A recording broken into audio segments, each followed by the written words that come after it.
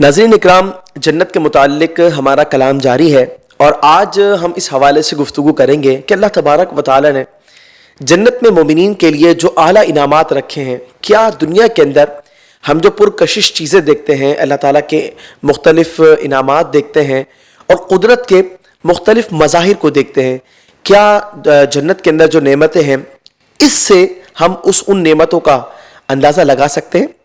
قرآن و سنت میں اس حوالے سے جو رہنمائی ہے اس میں ایک حدیث مبارکہ سیدنا ابو ہریرہ رضی اللہ تعالی عنہ سے مروی ہے اور بخاری اور مسلم کی یہ روایت ہے۔ حدیث قدسی ہے۔ حضور علیہ السلام فرماتے ہیں کہ اللہ تبارک و تعالی نے ارشاد فرمایا کہ میں نے اپنے نیک بندوں کے لیے جنت میں جو نعمتیں رکھی ہیں وہ ایسی ہیں کہ جو نہ کسی آنکھ نے دیکھی، نہ کسی کان نے سنا اور نہ کسی انسان کے دل پر ان کا خطرہ گزرا۔ اگر تم چاہو تو یہ آیت کریمہ تلاوت کر لو، فَلَا تَعْلَمُ نَفْسٌ مَا أُخْفِيَ لَهُم مِّن قُرَّةِ أَعْيُن، کوئی نفس نہیں جانتا کہ ان کے لیے کیسی آنکھوں کی ٹھنڈک چھپا کر رکھی گئی ہے۔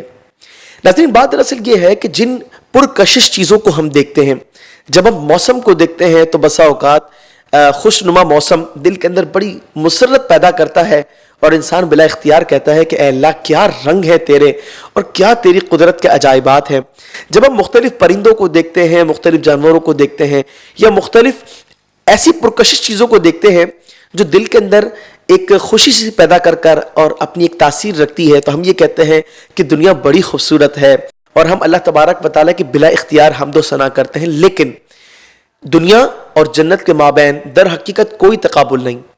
دنیا کو اللہ تبارک و تعالیٰ نے سارے ساز و سامان کے ساتھ قلیل قرار دیا۔ سورۃ النساء آیت نمبر 77 کے اندر اللہ تبارک و تعالیٰ نے فرمایا، آیت کریمہ کا جز یہ ہے، قُلْ مَتَاعُ الدُّنْيَا قَلِيلٌ، اے محبوب صلی اللہ علیہ وسلم آپ فرما دیجئے دنیاوی ساز و سامان تو بہت تھوڑا ہے۔ ناظرین، جو کچھ دنیا کے اندر اللہ تبارک و تعالیٰ نے رکھا اس کی مدت تھوڑی ہے، ہر چیز فانی ہے۔ یہاں پر اگر کوئی چیز اپنا ایک حسن رکھتی ہے، کچھ عرصے کے بعد اس کا حسن ماند پڑ جاتا ہے۔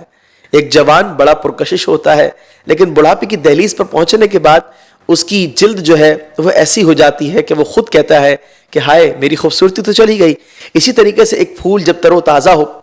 بہت زیادہ خوبصورت لگتا ہے، لیکن جب وہ مرجھا جائے تو ساری خوبصورتی ختم ہو جاتی ہے۔ جنت کی نعمتوں کے ساتھ ایسا معاملہ نہیں ہے، وہ نعمتیں قلیل نہیں ہے۔ وہاں کی نعمتوں کے بارے میں تو یہ فرما دیا گیا کہ وہ ایسی ہیں کہ کسی انسان کے دل پر بھی ان کا خطرہ نہیں گزرا، یعنی کوئی خیال بھی نہ کر سکا کہ جنت کی نعمتیں کیسی ہیں۔ ناظرین، اس سے ہمیں ایک میسج یہ ملتا ہے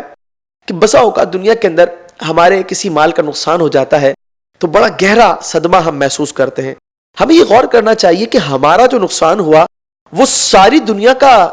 نقصان تو یقیناً نہیں ہوا۔ جب ساری دنیا کا ساز و سامان مل کر کے لفظ قلیل اس کے لیے استعمال کیا گیا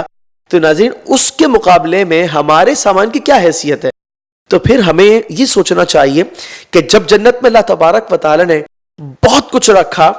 اور جو ناقابل تصور ہے، اگر صبر کر لیا جائے تو ان انعامات سے حصہ حاصل کیا جا سکتا ہے کہ اللہ تبارک و تعالی کی رحمت جو ہے وہ صابرین کے ساتھ ہوتی ہے۔